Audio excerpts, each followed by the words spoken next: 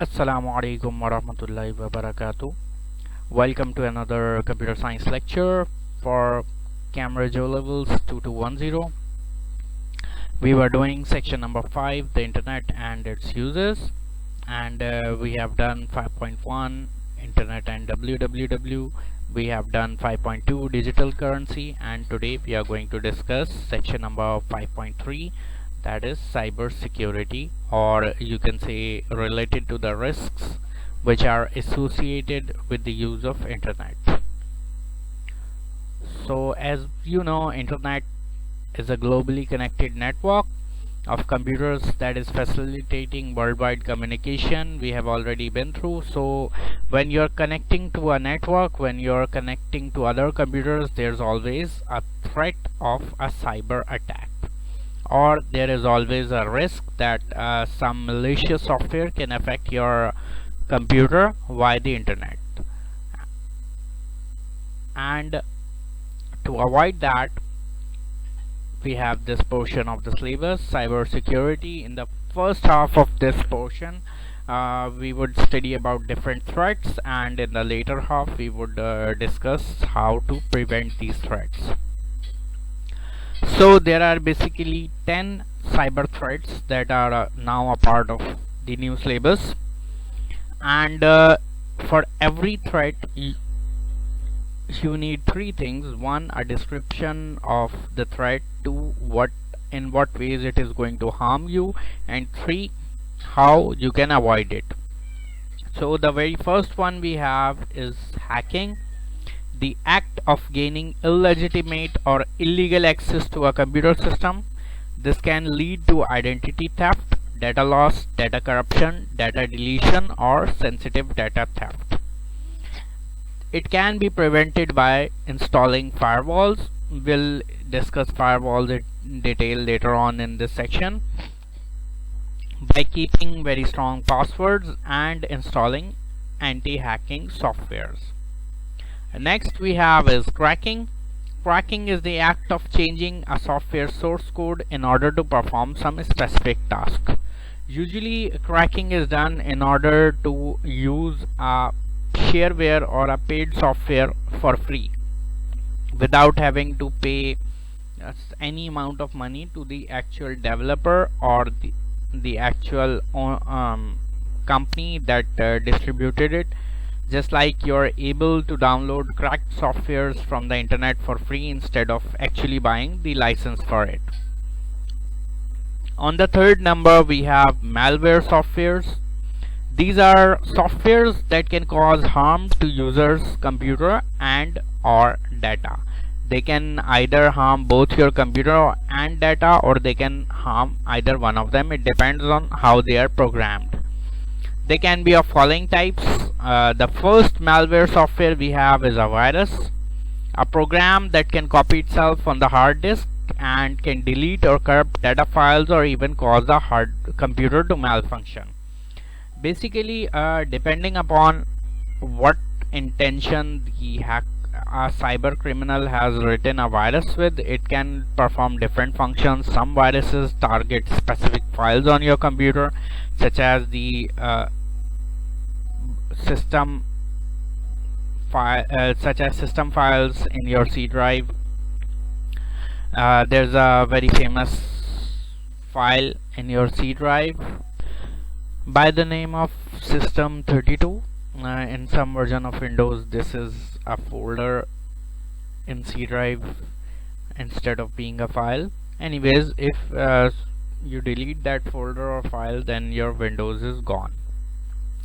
So some viruses target specific files or folders on PC, they delete it and your window is corrupted or no longer working, whereas some viruses are able to cause physical damage, like they increase the temperature of your processor, or they increase the voltage in your power supply, or they increase the speed, they try to mess with the speed of your RAM or your processor, which causes a actual burnout on the motherboard and causes hardware damage.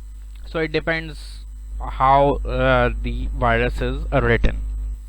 So, and whatever the virus is written for, it can cause loss of data, corruption of files, or system breakdown. Viruses can be prevented with always have an antivirus software. Do not open email attachments from unknown senders, and do not use softwares from unknown sources because that software may contain a virus. Next are worms, a type of virus which can self-replicate itself and corrupt the whole network. They do not target specific files or computers, and they just keep spreading via security loopholes. Thus, they are more dangerous than a virus. Since they are a type of virus, so for preventing them you need the same standard procedure. Do not open emails from unknown senders, do not download softwares from untrustable sources, and do not and always have an updated antivirus. Trojan horse, a program which is disguised as a legitimate software, but malicious code has been secretly embedded deep within its code. Once installed, they can send information to cyber criminals related to a user's IP address, passwords, and other personal data. Since users often download them willingly, overriding firewalls, they are often very hard to stop, because the user is thinking that, oh, I do need that utility, or I do need that software, it is very essential for me, so the user bypasses security warnings from antivirus or from the firewall. So always remember, if your firewall gives you a warning about some piece of software, do not install it, no matter how necessary it seems. Next type of malware we have is adware, a type of malware which attempts to flood the victim's device with unwanted, annoying ads. It is the least harmful, but it can be very annoying, and it can exploit a user's surfing behavior and even hijack a browser to create its own default search engine queries. Sometimes in the worst possible case, whenever you open a browser, you instantly get something like 50 to 80 pop-ups containing ads, and hence your browser hangs up, and the person is basically unable to use the browser properly. It is also possible that the adware would hijack your browser and make some other search engine instead of Google, your default search engine, and it would run search queries on its own, and that can be very troublesome. Okay, so in order to avoid it, do not install useless plugins into your web browsers, and always have an anti-malware and antivirus on your system. Next we have is something called a ransomware, programs which encrypt important files or data on the victim's PC, and the victim is then asked to pay a sum of money for receiving the key or password to unlock and retrieve their files. Sometimes even after making the payment, the cyber criminal does not give the key or the correct key, and you're still left with your files locked. This type of attack has caused considerable harm to multinational companies and influential individuals.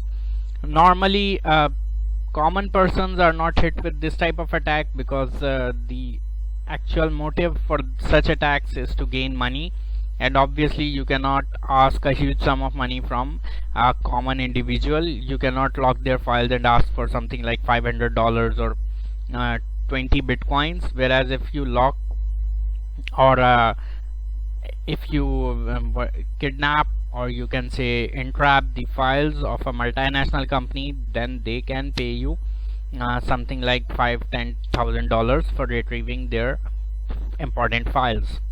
To avoid being a victim, don't open phishing emails and keep regular backup of important files, so that even if your files are locked, you can just say to the cyber criminal that you can keep the key with yourself, we have a backup and we can use it. Next, spyware or keylogging software. These are software that secretly gets installed and they run in the background, recording keystrokes on the user's keyboard. Whatever you type on the keyboard, that is recorded by these softwares. The information is then sent to a hacker who created the software.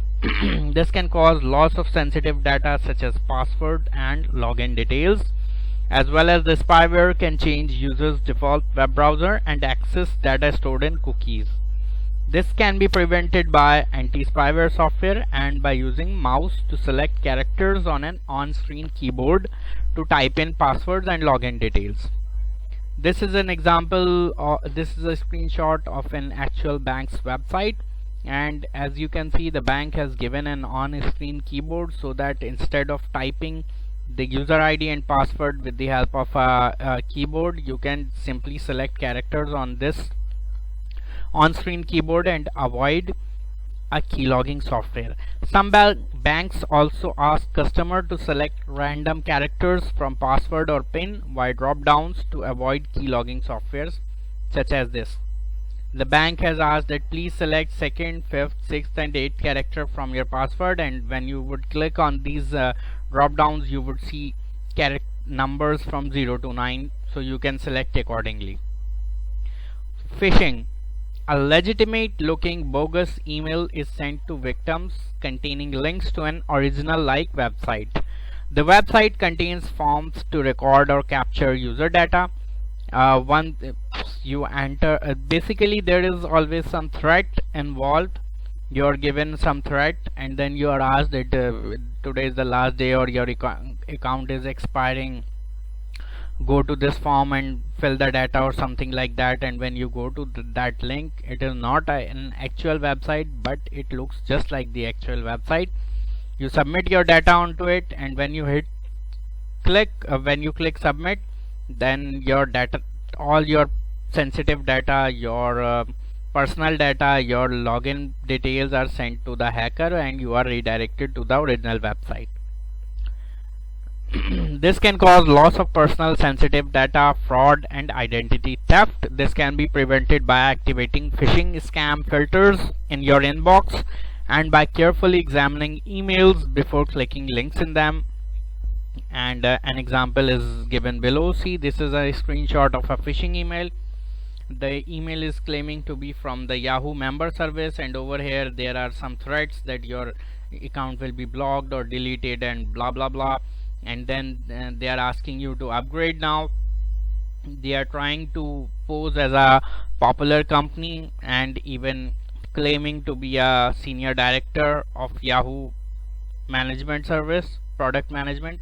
But if you put your mouse on this link and you would leave it for a few seconds, about 10 seconds approx, then a yellow pop-up would appear and you would be able to see the actual link behind this clickable what you can say button or link. And when you would leave that, I have gotten a screenshot of it, it actually leads you to 5.2.com. If this was from actual Yahoo, actually from Yahoo member service, then this link should have led to yahoo.com/upgrade or something like that. So this is one of the ways of examining the URL before clicking them. You should, in suspicious emails, in fact in all emails, you should always check the actual URL before clicking it and opening the form to enter your data, so you can avoid phishing scam emails. Next we have farming. Farming is an act of undercover installation of a malicious script or program that causes the user to be redirected to a fake website.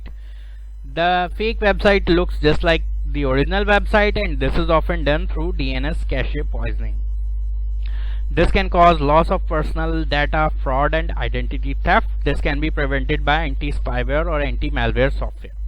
For example, you are a user and you type in on your computer, you type in something, you want to access your bank account and you type in bankalfala.com. So as we have studied before, a DNS server would be contacted in order to resolve the domain name, and the DNS server would give you the IP address for the actual bankalfala.com website. But what happens The farming software basically changes the IP addresses of the targeted website in the DNS server's database.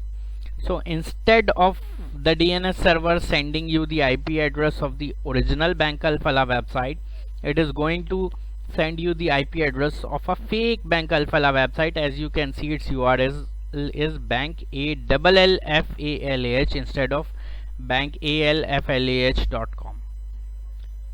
As you would have typed in the URL yourself in a browser, you would be certain that this is the correct website. You wouldn't be knowing that the problem has occurred at the DNS server end, and hence you would be redirected to a fake website, and when you enter your login details over it, the details would be sent to an attacker who can access your account and rob you of whatever funds you have over there. And after the data is captured, you would be redirected to actual website, and you would be thinking there might have been a network glitch or something. That is why the website redirected. So to avoid it, always have anti-spyware and anti-malware softwares. Next we have is war driving, an act of using Wi-Fi without permission or by using some software to crack its password if secured. This can slow down actual users' internet, and this can lead to a hacker entering Wi-Fi network and stealing data or hijacking the entire network. This can be dealt by using WEP, wide equivalency privacy encryption, strong or complex passwords, and firewalls, so that it is virtually impossible for the hacker to crack your Wi-Fi password. Always use very strong passwords on your Wi-Fi. Next we have is brute force attack. A brute force attack is a hacking method that uses trial and error to crack passwords, login credentials, and encryption keys. It is a simple yet reliable tactic for gaining unauthorized access to individual accounts and organization systems and network. What basically happens is that there are softwares available, and just like a thief cracks a safe, one by one they try to guess the characters in a password. So eventually that software, depending on how smart the software is, it is able to crack or guess the actual password, and they are quite useful, you can say, or helpful. They often succeed in guessing or cracking the right password. Next type of attack is data interception. When data is being transmitted around a network, for example over the internet, if it is unencrypted, it has the potential to be intercepted on its way to its intended destination. Means a hacker can copy the packet being sent, and he or she can open it and read your messages. One of the examples of such attack is mail mirroring, where a cyber criminal receives a copy of whatever email you are sending or receiving from somebody. A cyber criminal could use a piece of software called a packet sniffer to examine packets of data as they make their way around a network and then intercept those packets. This can feed the contents back to criminal, who may be able to use the information for fraudulent purposes. So always encrypt your data before sending or receiving any form of communication if you want to avoid data interception attack. Next we have is denial of service attack, flooding the network with useless traffic so that there is so much stress on the network that a part or parts of network become unresponsive and hence denies to serve the user's request. DOS is temporary and its effect wear off with time. However, it is very dangerous and damaging attack. It is usually done to take down websites, and there are many websites which cannot afford to be down for long. It can be prevented by updated antivirus and malware software, strict firewall, and applying email filters. Another type of DOS attack is distributed denial of service attack, DDoS or DDoS, in which spam traffic is generated from many different computers simultaneously. means from multiple IPs, so the server is really unable to block them. Slow network performance, inability to access certain websites, and a large amount of spam emails coming through in inbox are some signs of DOS attack. See, this is a attacker, and he sets up a command and control server, and that server controls a wide array of hacked computers having multiple IPs, and then those botnets or those bot computers are ordered to generate fake traffic for a targeted web server, and hence the targeted web server has so much traffic that it becomes unresponsive and is unable to serve each and every request, and the website becomes down.